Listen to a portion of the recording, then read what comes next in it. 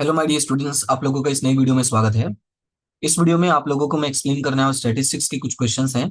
आप ध्यान से सुनना, इसमें क्या क्या चीजें मैं आपको बताने वाला। जैसा कि मैंने आप लोगों से कहा था कि मुझसे जितना हो सकता है मैं उतना हेल्प करने की पूरी कोशिश करूंगा। तो फिलहाल इस वीडियो से अभी 2 से 3 वीडियोस में और अपलोड करूंगा, यानी टोटल 3 से 4 वीडियोस होंगे। इसमें मैं पूरी कोशिश कर रहा हूँ कि पार्ट 2 का पूरा रिवीजन हो जाए। जिसमें बेसिकली जो मैं कवर अप करने की कोशिश करूंगा वो ये है कि आपको सेक्शन बी में जितने भी क्वेश्चंस पूछेंगे वो सारे क्वेश्चंस, ध्यान से सुना क्या क्या इसमें कवर हो जाएगा। सेक्शन बी में पूछे गए सारे क्वेश्चन, सेक्शन सी में पूछे गए सारे क्वेश्चन, सेक्शन डी में पूछे गए सारे क्वेश्चन एंड सेक्शन ई में पूछे गए सारे क्वेश्चन। ये जो section B C D E है, और इसमें जो क्वेश्चंस मैं एक्सप्लेन करूंगा वो बेसिकली होंगे सारे के सारे पार्ट 2 से।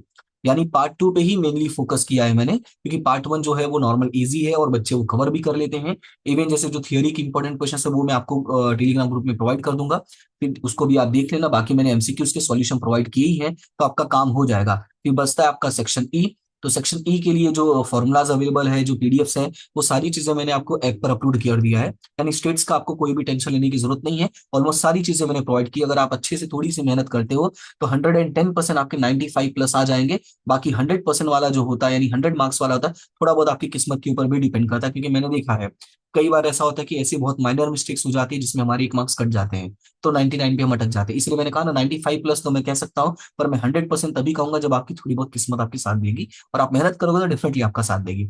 ठीक है, तो फिलहाल ज्यादा टाइम वेस्ट नहीं करते और सीधा हम लोग स्टार्ट करते हैं। सबसे पहले मैं यहाँ पे आपको बता दूं कि मैं किस तरीके से प्रोवाइड करने वाला हूँ। मतलब यहाँ पे जो है वो मैंने क्वेश्चंस भी थोड़े बहुत लिख दिए हैं। ठीक है, और यहाँ पे सारी चीजें जो मैंने अपने हिसाब से कोशिश की, देखो ये स्टार्टिंग के 3 क्वेश्चंस मैंने नहीं लिखे हैं, बाकी के सारे क्वेश्चंस मैंने लिख दिए हैं। ठीक है, अब इसमें आपको क्या होगा, सॉल्यूशन ऑलरेडी मैंने कर दिया, बस यहाँ पे मैं आपको समझा दूंगा कि क्वेश्चन क्या है और कैसे है। तो ध्यान से सुनते जाना। ये स्टार्टिंग के बस 3 क्वेश्चन है जो मैंने नहीं लिखे हैं, बाकी के सारे क्वेश्चन लिखे हैं, इसलिए आपको टेंशन लेने की जरूरत नहीं है। और जिन क्वेश्चंस को मैंने नहीं लिखा है उनका मैंने छोटा सा क्वेश्चन कट करके पीडीएफ बना लिया। थोड़ा टाइम टेकिंग है, बट स्टिल जितना हो सकता है उतना मैं किया हूँ। ठीक है, फिलहाल चलते हैं सॉल्यूशन पे सीधा। अब बात करते हैं सबसे पहले सेक्शन बी में एक क्वेश्चन पूछा हुआ था, यहाँ पे लिखा हुआ है, जैसे आप अगर आप देख सकते हो 2 पावर ऑफ 6 लिखा, number of coins, number of time टोस्ड।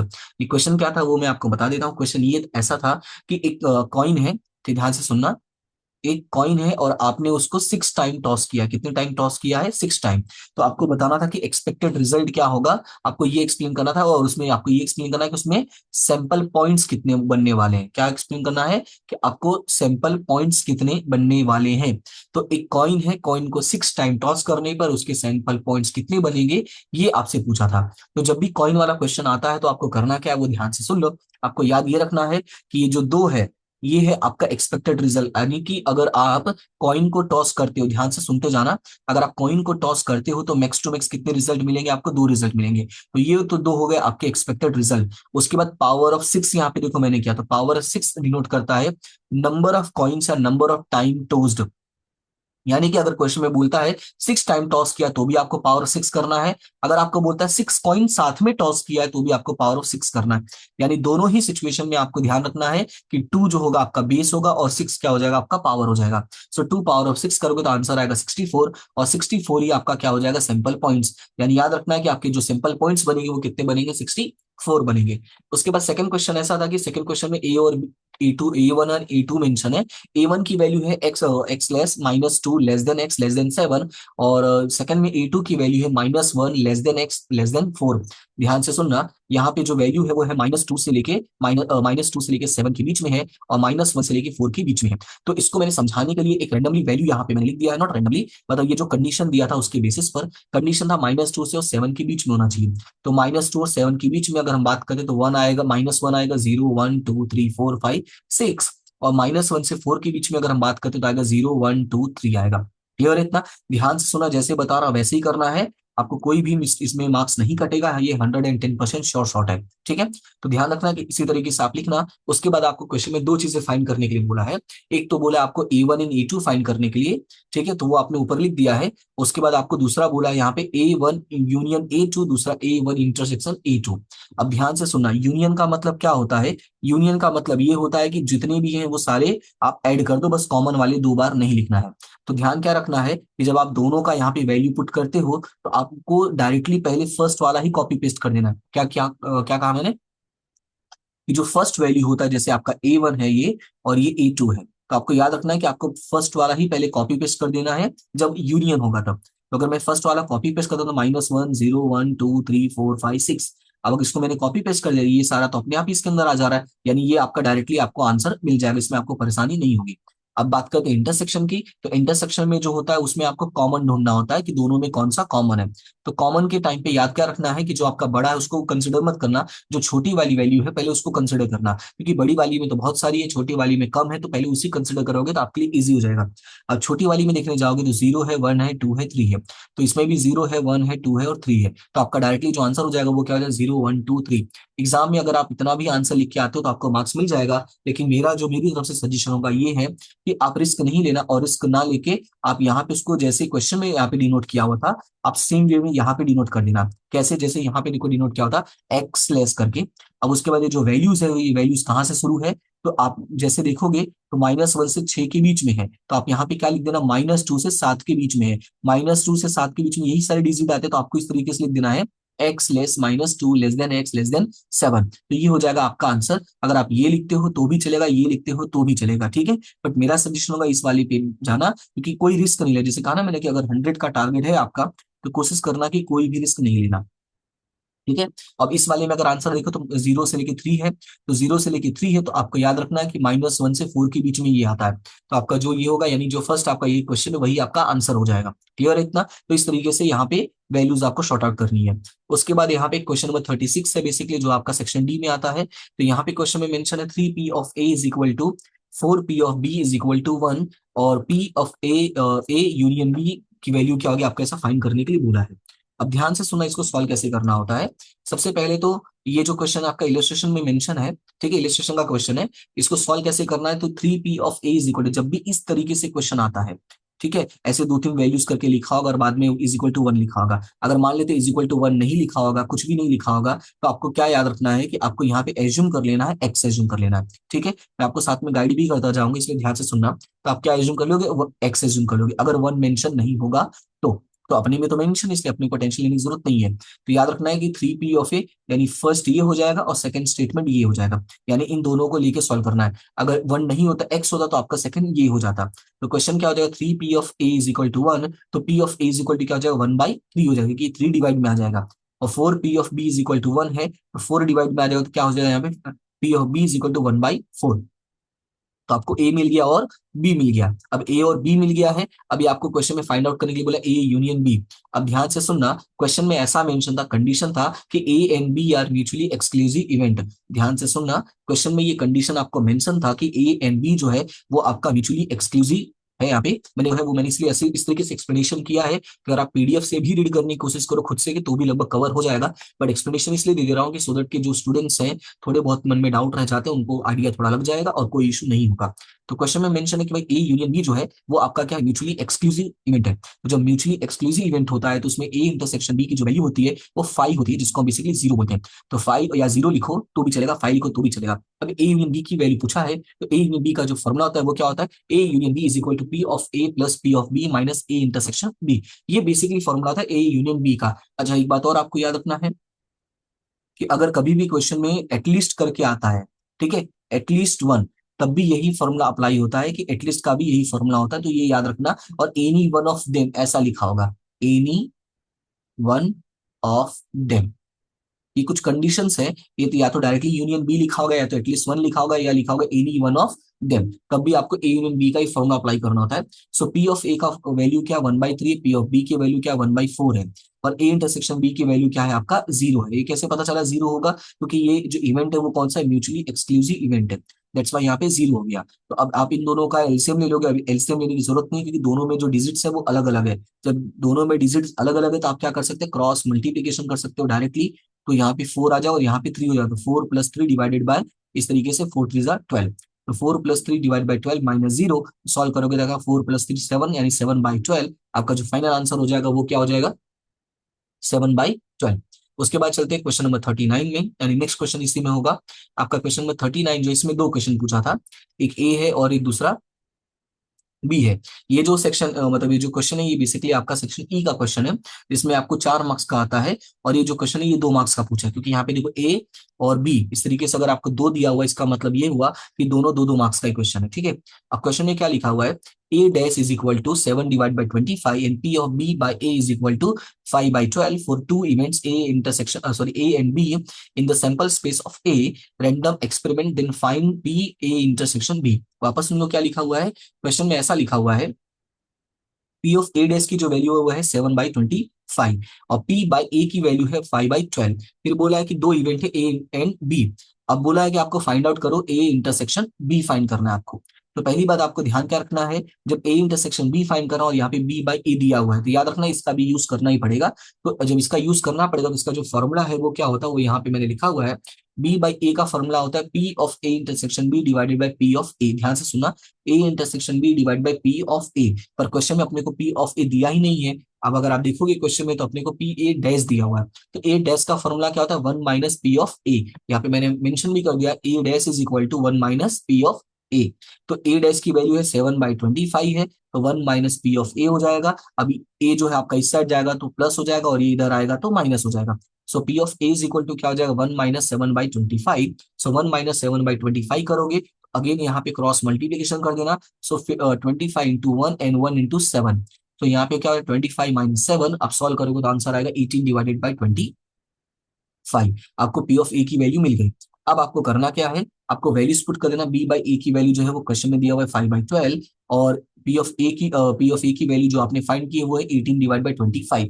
याद रखना है कि जब भी कभी ऐसे डिवाइड में कोई वैल्यू होती है, मैं आपको अच्छे से लिख के समझाता हूँ, P of A intersection B और उसके डिवाइड में कोई भी वैल्यू, जैसे ये वैल्यू दिया हुआ है ना, यानी डिवाइड में जो ये आपका मेन डिवाइड होता है उसके डिवाइड में भी अगर आपको छोटा सा डिवाइड दिया हो तो जब आप क्रॉस मल्टीप्लीकेशन करते हो तो जैसा यहाँ पे लिखा है सेम टू सेम आपको क्या करना है, कॉपी कर देना है। यहाँ पे मैं लिख देता हूँ, आपको कॉपी एंड पेस्ट कर देना है, आपको कोई दिमाग नहीं लगाना है, सीधा वही कॉपी पेस्ट कर देना है। जैसे मैं यहाँ पे आपको समझाता हूँ, ठीक है, ये नहीं समझाया है, मैं यहाँ पे क्रॉस मल्टीप्लिकेशन करके दिखाया है मैंने, तो मैं आपको यहाँ पे देखो डायरेक्टली लिख दिया मैंने 5/12, ये सीधा क्रॉस किया, कॉपी पेस्ट किया, तो 5/12 मल्टीप्लाई बाई 18/25। देखो कॉपी पेस्ट किया है कि नहीं। इसका रीजन होता है कि जब ये 25 ऊपर जाएगा क्रॉस मल्टीप्लिकेशन होगा तो अल्टीमेटली वही बन जाता है। इसलिए आपको ये याद रखना है, क्या याद रखना है, कि जब भी डिवाइड में होगा तो सीधा कॉपी एंड पेस्ट कर देना है। इसका सॉल्यूशन करोगे तो यहाँ पे क्या होगा, 5/12 मल्टीप्लाई 18/25। कैलसी का यूज करना चाहो तो कैलसी का यूज कर लेना, नहीं तो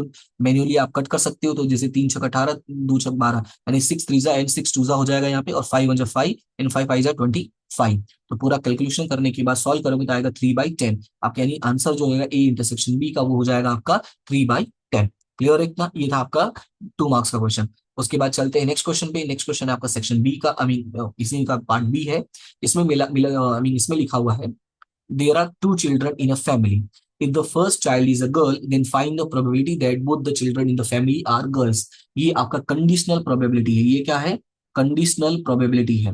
क्वेश्चन है सर आपको कैसे पता चला कि कंडीशनल प्रोबेबिलिटी है, तो ध्यान से सुनना। क्वेश्चन में लिखा हुआ if the first child is a girl, बोला है कि जो पहला बच्चा है, कहाँ गया, हाँ, बोला है कि जो पहला बच्चा है वो क्या है, लड़की है।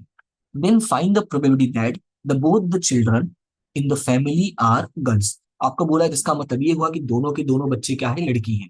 तो अब जो दोनों के दोनों बच्चे लड़की कब होंगे, जब पहला बच्चा लड़की होगा। इसका मतलब है कि जब तक पहला नहीं होगा तब तक दूसरा नहीं होगा, राइट। मतलब ये है, अगर दो बच्चे हैं और दो बच्चों में अगर आपको ऐसा बोला कि पहला लड़की है और उसके बाद दूसरा भी लड़की, तभी तो दोनों लड़की पॉसिबल होंगे ना। तो यानी कि जो दूसरा कंडीशन है कि दोनों लड़की हैं, उस पे वो जो कंडीशन है वो किसके ऊपर डिपेंड करता है, पहले बच्चे पे। अगर पहला लड़का होता तो दोनों लड़की पॉसिबल ही नहीं है। इसलिए इसको आप रीड करोगे, कंडीशनल प्रोबेबिलिटी जो होती है आप रीड करोगे तो आपको ऐसे ही आइडिया लग जाएगा। दूसरा जो नॉर्मल टीचर्स बताते हैं कि बच्चों याद रखना है आपको कि इसमें आपको एक वर्ड मेंशन होता है, that is that, the probability that. तो लेकिन ऐसा नहीं कि हर क्वेश्चन में ये वर्ड मेंशन होगा, इसलिए आपको याद रखना है। आपको जब क्वेश्चन रेडी करने पे ऐसा पता चलता है कि जो क्वेश्चन में दो इवेंट मेंशन है और इसमें से जो दूसरा इवेंट है वो कहीं ना कहीं पहले वाली इवेंट पे डिपेंड करता है, तो उसको हम बोलते हैं कंडीशनल प्रोबेबिलिटी।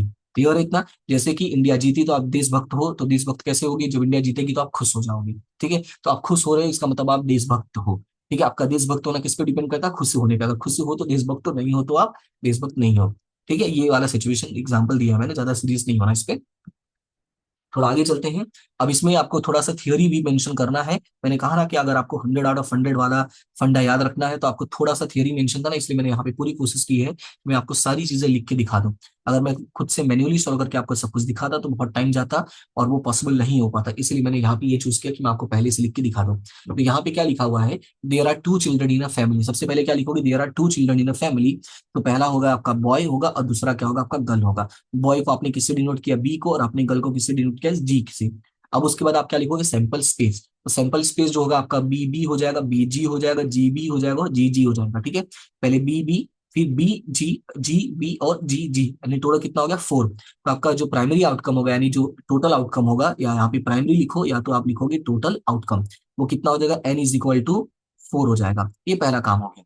उसके बाद अब इसमें क्वेश्चन में दो बातें बोला था कि पहला बच्चा क्या हो, लड़की हो। तो आप इसको पहला बच्चा लड़की हो और बाद में दोनों बच्चे लड़की हो, इसको ऐसे सॉल्व करोगे। तो A is equal to first child is a girl, कि पहला बच्चा लड़की होना चाहिए। तो पहला बच्चा लड़की होना चाहिए, तो इसमें अगर देखने जाओगे तो इसमें पहला बच्चा लड़का है तो कैंसल, पहला बच्चा लड़का है तो कैंसल, इसमें पहला बच्चा लड़की है तो ये वाला हो जाएगा और ये वाला हो जाएगा। तो जी बी और जी जी होगा। मैंने यहाँ पे जी जी और जी बी लिख दिया है। आपको चाहे जैसे लिखना, बस याद रखना है कि जी बी और जी जी आपका आंसर है। तो चाहे आप जी जी पहले लिखो चाहे जी बी पहले लिखो, तो कोई फर्क नहीं पड़ता। तो यहाँ पे m इज इक्वल टू क्या हो जाएगा, 2 हो जाएगा। आपका जो फॉर्मूला है वो अप्लाई कर दो। फॉर्मूला क्या है, P of A is equal to M divided by N. N की वैल्यू आ गई है 2 और एन की वैल्यू है 4, तो आपका आंसर हो जाएगा 1/2। उसके बाद सेकंड क्वेश्चन क्या है, सेकंड क्वेश्चन मैंने बोला कि both the children in the family are girl. तो दोनों की दोनों लड़कियां हैं, तो both the children are girl. तो आपका ये हो जाएगा event B. Event B is equal to, जब दोनों की दोनों लड़की है, तो अगर आप पूरा सर्च करोगे इसमें एक ही कंडीशन है जिसमें दोनों की दोनों लड़की है, तो आपका जो कंडीशन है यहाँ पे m इज इक्वल टू क्या हो जाएगा, 1 हो जाएगा। तो p of b is equal to m divided by n। तो आपका आंसर हो जाएगा 1/4, क्योंकि m की वैल्यू क्या है आपका 1 है और n की वैल्यू क्या है आपका 4 है। क्लियर हुआ इतना। अब ध्यान से सुनना, जब कंडीशनल प्रोबेबिलिटी होता है तो कंडीशनल प्रोबेबिलिटी में आपको ध्यान क्या रखना है, आपने इसको ए एज्यूम किया, क्या एज्यूम किया, इसको ए, और आपने इसको एज्यूम किया बी। जो आपका बी है वो किसके ऊपर डिपेंड करता है, ए के ऊपर, राइट। तो जब बी ए के ऊपर डिपेंड करता है तो उसको लिखने का तरीका जो होता है वो ऐसे होता है, बी बाई ए। क्या होता है तरीका, बी बाई ए। आपका जो बी है वो किसके ऊपर डिपेंड कर रहा है, ए के ऊपर डिपेंड कर रहा है। तो यहाँ पे जो फॉर्मूला बन जाएगा वो क्या बन जाएगा, B by A is equal to A intersection B divided by P of A. मतलब हमको ए इंटरसेक्शन बी भी चाहिए, राइट। तो ए इंटरसेक्शन बी अगर चाहिए तो ए इंटरसेक्शन बी का मतलब क्या होगा, ए इंटरसेक्शन बी का मतलब दोनों में कॉमन। और दोनों में कॉमन का मतलब क्या है, बोथ चिल्ड्रन आर गर्ल, या दोनों कंडीशन में आपको लड़कियां होनी जरूरी है। तो ए और बी में अगर आप नोटिस करोगे तो ए रहा आपका जिसमें जी जी जी बी है, और बी में आपका जी जी है, तो दोनों में कॉमन क्या है, तो जी और जी कॉमन है। तो आपका जो m इज इक्वल टू हो जाएगा वो 1 हो जाएगा। जब आप सॉल्व करोगे p of a intersection b, तो ये भी आपका आ जाएगा 1/4। उसके बाद जो मैंने कहा ना कि आपको b बाई ए लिखना है, तो उसमें याद रखना है कि जो क्वेश्चन है वही आपको पूरा कॉपी पेस्ट कर देना है। क्वेश्चन क्या है, second child is a girl under the condition that the first child is a girl. मतलब आप ये लिखो या जो है क्वेश्चन का पूरा कॉपी पेस्ट कर दो। मतलब आपको कुछ ना कुछ थियरी यहाँ पे मेंशन जरूर करना है, सो दैट कि मार्क्स कटने के जो चांसेस है वो थोड़े रिड्यूस हो जाए। अब उसके बाद वैल्यूज आपको पुट करनी है। तो a इंटरसेक्शन b की वैल्यू है 1/4, और a/2 पी ऑफ ए की वैल्यू है 1/2। तो ये 4 नीचे आ जाएगा और ये 2 ऊपर चला जाएगा। तो 4 नीचे आ गया और 2 ऊपर हो गया, तो कट पिट करोगे तो आपका आंसर क्या हो जाएगा, 2/4, यानी कि 1/2। कट पिट करोगे तो 1/2 डायरेक्टली हो जाएगा, यहाँ पे 1 और यहाँ पे 2, तो आंसर क्या आ जाएगा आपका 1/2। क्लियर है इतना। तो ये था आपका 2018 का पूरा पेपर। अब उसके बाद चलते हैं नेक्स्ट में, दैट इज 2019। 19 में जो सेक्शन बी का पहला क्वेश्चन था उसमें लिखा हुआ था कि law of multiplication of probability for two independent events A and B in the sample space. Law of multiplication, तो याद रखना है जब लॉ ऑफ मल्टीप्लीकेशन पूछता है तो आपको याद रखना है जो भी इवेंट पूछता है उस उन दोनों के बीच में आपको क्या कर देना, मल्टीप्लीकेशन कर देना है। और ये पॉसिबल तब होता है जब ये इंडिपेंडेंट इवेंट हो।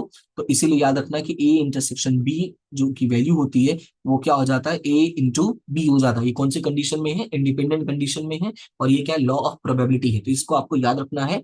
ठीक है। उसके बाद चलते हैं 35 पे। 35 में लिखा हुआ one number is randomly selected from the natural number 1 to 100। 1 से 100 के बीच में आपने एक नंबर रेंडमली सिलेक्ट किया है।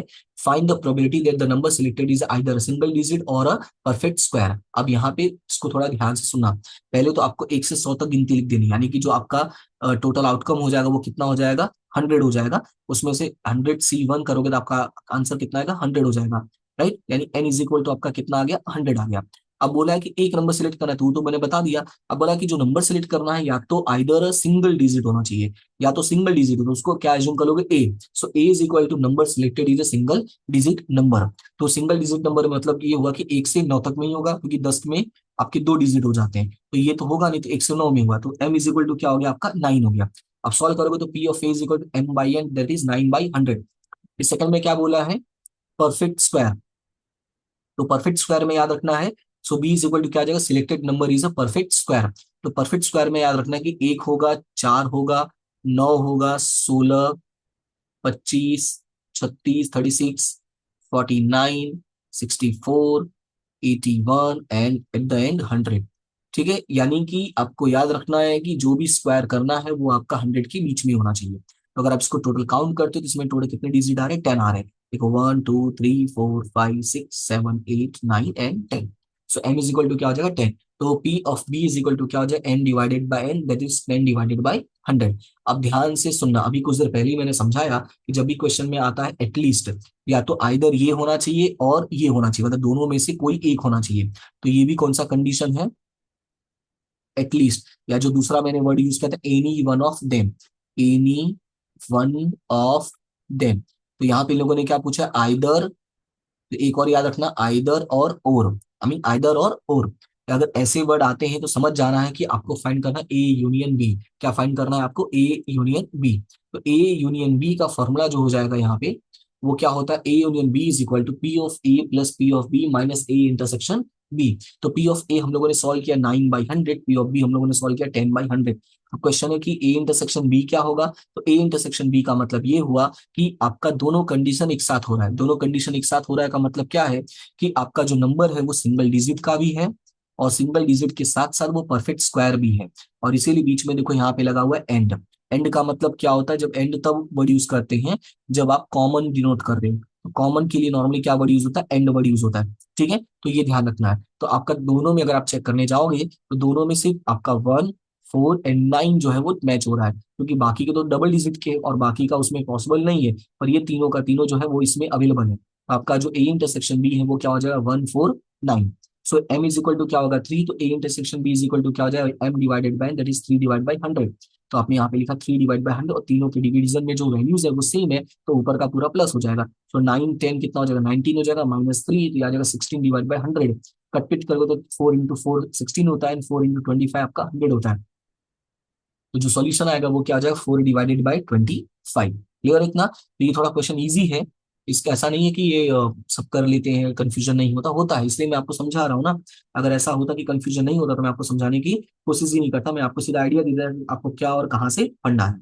उसके बाद चलते हैं फिलहाल नेक्स्ट क्वेश्चन पे। तो नेक्स्ट है आपका टू सिटीज, ये वाला one of the most important topic है कि भाई दो सिटीज हैं ए एंड बी। ध्यान से सुनना, दो सिटीज आपका ए है और दूसरा सिटी बी है। क्वेश्चन में बोला है कि यहाँ पे आपको रेन का सिचुएशन दिया हुआ है कि भाई दोनों सिटीज में रेन हो रहा है, तो ये एक में 60% है, दूसरे में 75% है, days respectively during the monsoon. For the cities A and B find the probability on a certain monsoon day. पहला क्या है, both the cities have rain. Both the cities का मतलब यह कि आपका ए और बी दोनों में क्या होना चाहिए, कॉमन। तो ए इंटरसेक्शन बी आपको फाइंड कर रहा है। तो यहाँ पे हम चलते हैं, पहले पी ऑफ ए और पी ऑफ बी लिख लेते हैं।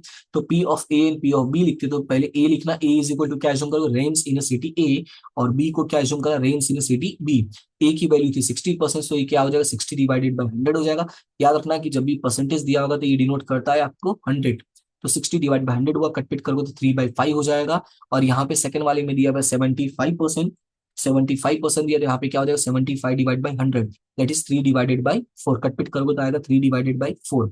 अब मैंने कहा ना कि बोथ में बोला है, तो जब भी क्वेश्चन में बोथ वर्ड यूज करता है तो याद रखना है कि जो बोथ है वो डिनोट करता है आपका इंटरसेक्शन। और ये जो इवेंट है ये इंडिपेंडेंट इवेंट है। क्वेश्चन ये राइज होता है, सर हमें कैसे पता चलेगा कि ये इंडिपेंडेंट इवेंट है। तो आपको ऐसे आइडिया लगे जब आप क्वेश्चन को रीड करोगे, तो रीड करने से अगर आप देखो तो यहाँ पे दो सिटीज के बारे में डिस्कस किया है, और दो सिटीज का मतलब ये है कि दोनों सिटियों में एक दूसरे से कोई लेना देना नहीं है। ए सिटी अलग है और बी सिटी अलग है। अब ए में बारिश हो तो क्या जरूरत थोड़ी कि बी में भी बारिश होगा, राइट। तो इसलिए इसको इंडिपेंडेंट इवेंट हमने एज्यूम किया है, नॉट एज्यूम किया है, ये आपका कंडीशन है।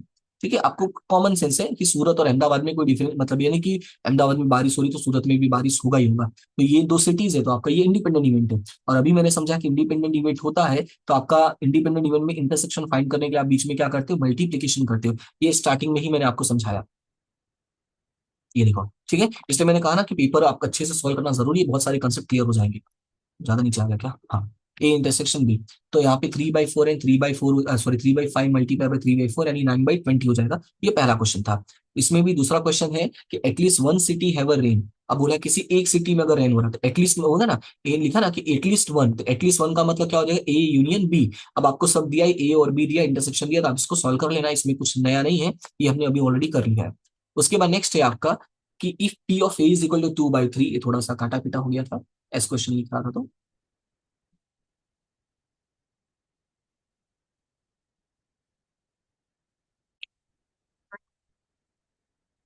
अब इसमें क्वेश्चन में देखो क्या है, क्वेश्चन में मेंशन है P of A is equal to 2/3, P of B is equal to 3/5, P of B by A is equal to 3/4 for two event in the sample space of a random experiment, then find out A by B. तो अभी आपको मैंने कुछ देर पहले एक ऐसा question मैंने explain किया, सॉरी थोड़ा, कुछ देर पहले मैंने आपको सेम ऐसा क्वेश्चन एक्सप्लेन किया और मैंने आपसे उसमें कहा कि जब भी बी बाई ए दिया हो तो पहले इसी को यूज कर लेना, क्योंकि कहीं ना कहीं इसका यूटिलाइजेशन करके आपको कुछ तो कुछ मिल जाएगा। तो बी बाई ए का आप यूटिलाइजेशन करते हो तो यहाँ पे देखो, बी बाई ए का फॉर्मूला क्या हो जाएगा, A intersection B divided by P of A. A है ना यहाँ पे ए, तो ए नीचे आ जाएगा, और हम लोग को जो पूछा है वो बी पूछा है, तो ए बाई बी पूछा तो बी नीचे आ जाएगा, बस इतना ही फर्क होता है। तो B by A is equal to A intersection B divided by P of A. तो अगर क्वेश्चन में अगर आप देखोगे तो बी बाई ए की वैल्यू है 3/4, तो यहाँ पे 3/4 आ जाएगा, और पी ऑफ ए की वैल्यू यहाँ पे दिया हुआ 2/3, तो यहाँ पे 2/3 आ जाएगा। और अभी आपको मैंने कुछ देर पहले समझाया था कि जब भी ऐसा क्वेश्चन आता है तो आपको याद रखना है कि ये उठा के यहाँ पे सिर्फ कॉपी कर देना है। तो उठा के सिर्फ कॉपी करोगे तो क्या हो जाएगा, 3/4 मल्टीप्लाई बाय 2/3, यानी जैसा लिखा है वैसा का वैसा उठा के कॉपी कर देना। तो 3/4 मल्टीप्लाई बाय 2/3 हो जाएगा, 3 आपका कट हो जाएगा, ठीक है। तो आपका जो आंसर हो जाएगा, और यहाँ पे 2 भी कट हो जाएगा, तो आपका आंसर क्या हो जाएगा, 1/2। या तो आपको ऐसा नहीं करना है तो मल्टीप्लीकेशन करके भी कर सकते हो, कोई इशू नहीं, कैलसी आपके पास अवेलेबल है ही है। तो यहाँ पे मिल गया आपको ए इंटरसेक्शन बी। उसके बाद ए बाई बी फाइंड करना, तो ए बाई बी का फॉर्मूला यहाँ पे क्या हो जाएगा, A intersection B divided by P of B, और ए इंटरसेक्शन बी की वैल्यू है 1/2 और पी ऑफ बी की वैल्यू है 3/5। सो 1/2 एंड 3/5 है, तो यहाँ पे ऊपर जाएगा और ये नीचे आ जाएगा। तो ऊपर जाएगा नीचे आएगा तो 1/2 मल्टीप्लाई में 5/3 हो जाएगा, और सॉल्यूशन करोगे तो 5/6 हो जाएगा, 3 2 6 एंड 5/6। तो आपका जो आंसर आएगा वो क्या हो जाएगा, 5/6 हो जाएगा। क्लियर है इतना, आप पहले इसको सॉल्व करोगे उसके बाद इसको सॉल्व करोगे, याद रखना है हाँ, कि जो दिया होगा वैल्यू पी, जैसे P by B, A by B by B, B by A, जो भी दिया होगा तो पहले इसी को लेके सॉल्व करना, क्योंकि इसको ही लेके सॉल्व करोगे तो आपको कोई ना कोई वैल्यू मिल जाएगा। क्लियर है इतना, चलो फिलहाल आगे चलते हैं नेक्स्ट क्वेश्चन पे।